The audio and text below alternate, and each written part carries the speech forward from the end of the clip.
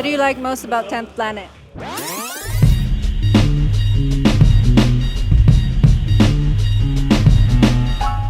I think it's the environment he created here, the community he's built, the space he's given us here in Lebanon. The community that Talal has built, an amazing place to meet people, an amazing place to work on yourself and to learn all the skills you need for Jiu Jitsu. The community, different people from different nationalities, different religions, different ages. He's the best. He loves the game, and for me this is what matters most. Why do you like this gym? Because of Talal Karaki.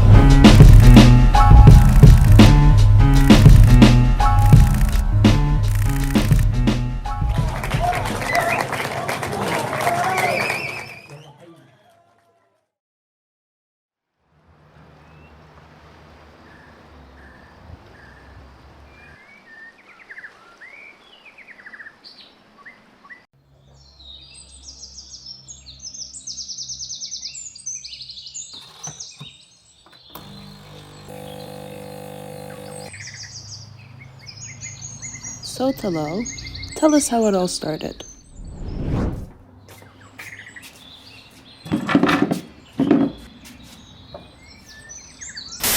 Ready? Yes. All right. Should I fly?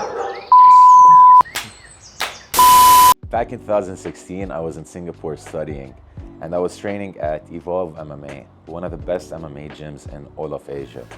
Within the first couple of months, I got introduced to 10th Planet Jiu Jitsu, and from the very first class with Rick Marshall, I saw that this was on another level. I was working very hard, balancing studying, training, and work, but that was the year that set everything on track. I got my blue belt very quickly, I think within 3 months. I never meant for it to happen, but I became the first 10th Planet Singapore blue belt. 5 months later, and again to my surprise, Rick decided to give me my purple belt in front of Eddie Bravo, 2 of his black belts, and over 100 people in attendance at the largest 10th Planet Jiu Jitsu camp in history. And I became the first 10th Planet Singapore purple belt. After the seminar was done, I was really disappointed because I was going to go back home and there was going to be no Jiu Jitsu. I went up to Eddie and I asked him, I was like, hey, why don't you guys open schools in the Middle East and teach some seminars there?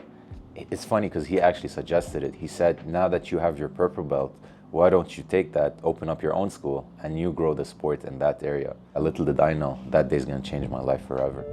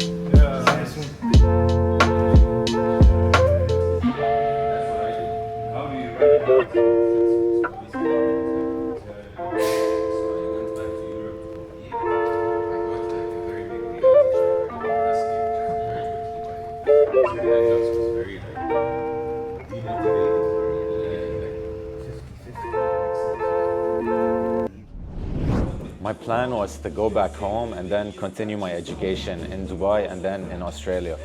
But the problem is when you're Lebanese, things are never just too easy and simple. So I got denied my student visa. My plan crumbled fast.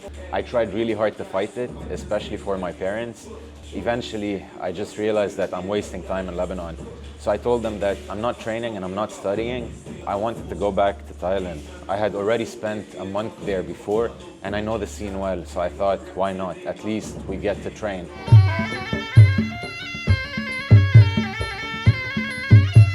So I stayed in AKA for around 6 months. I was training every day, sometimes 4 or 5 hours a day.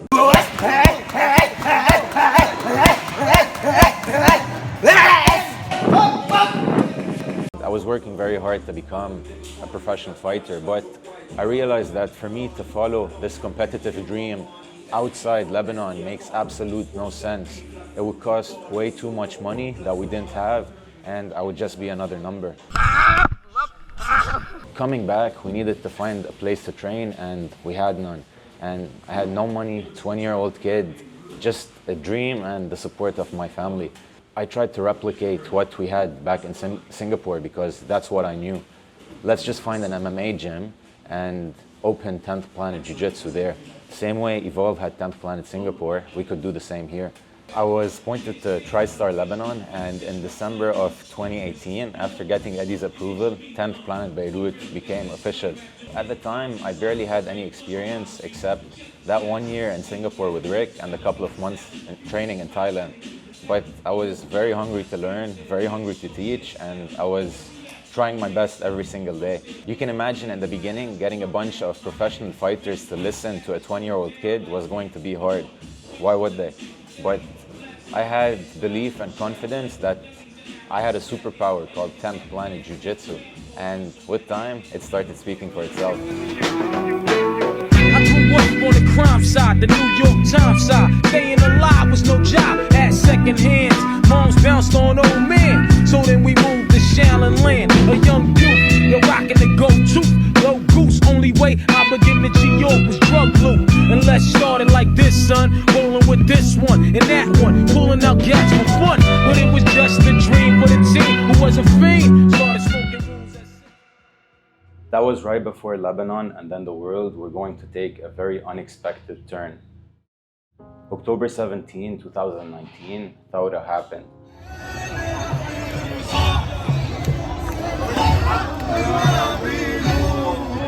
Thawra, by definition, means revolution.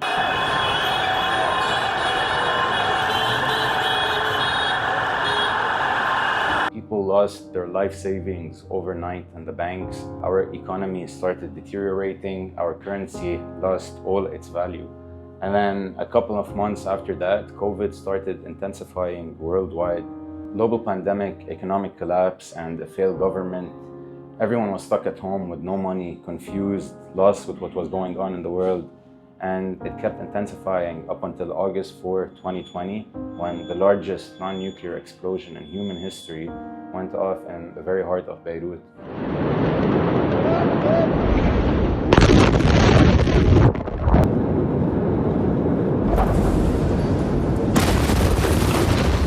Our world basically blew up in our faces, and we woke up in a new reality.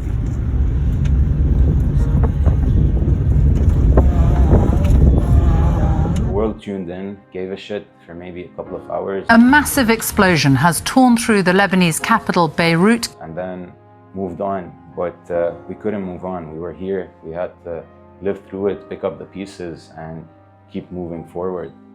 So that was a time when people decided to start packing their bags and leave the country, and honestly, you couldn't blame them. TriStar and I, at the time, it was clear that we had just two different visions for where we were going to be. In the midst of all this confusion, in the heart of all this chaos and all this uncertainty, it felt like the perfect time to have 10th Planet Beirut open up on its own and become its own thing.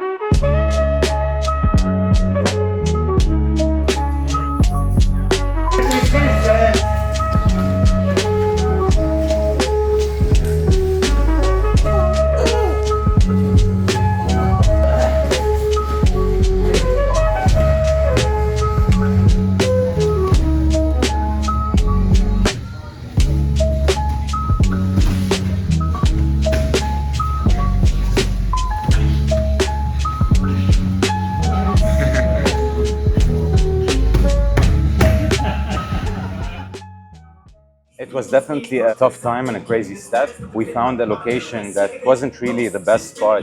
We were in a sketchy neighborhood, in a hotel-like building, and we were in a super small room that was tight, but we were making a lot of impact. We had people from all over the country drop in.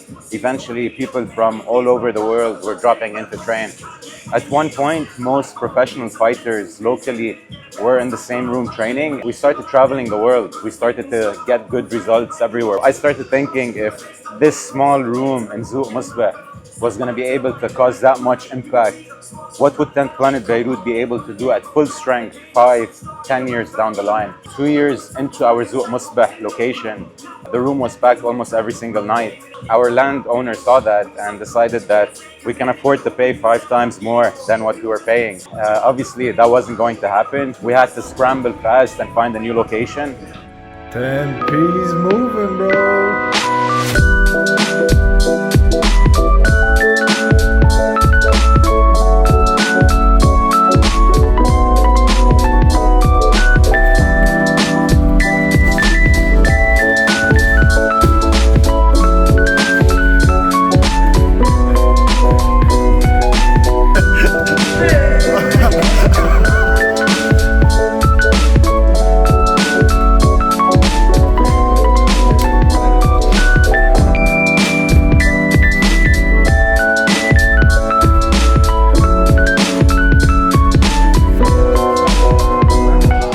We kept scouting for locations and we ended up finding this beautiful spot in the heart of the country in Zela.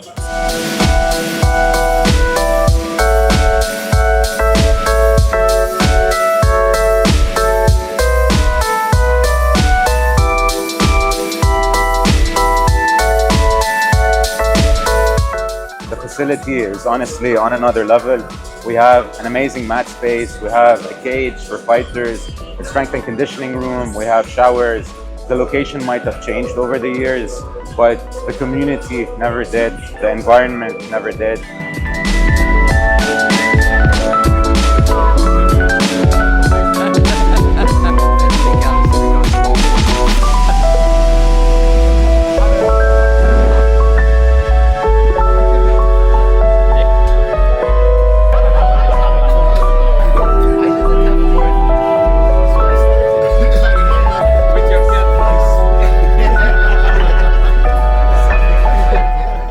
No matter what's going on around us, we're not going anywhere and we're going to keep that dream going.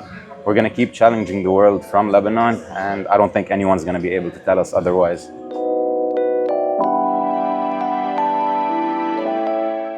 TNT for life. What happens here is unlike any other place. Love you.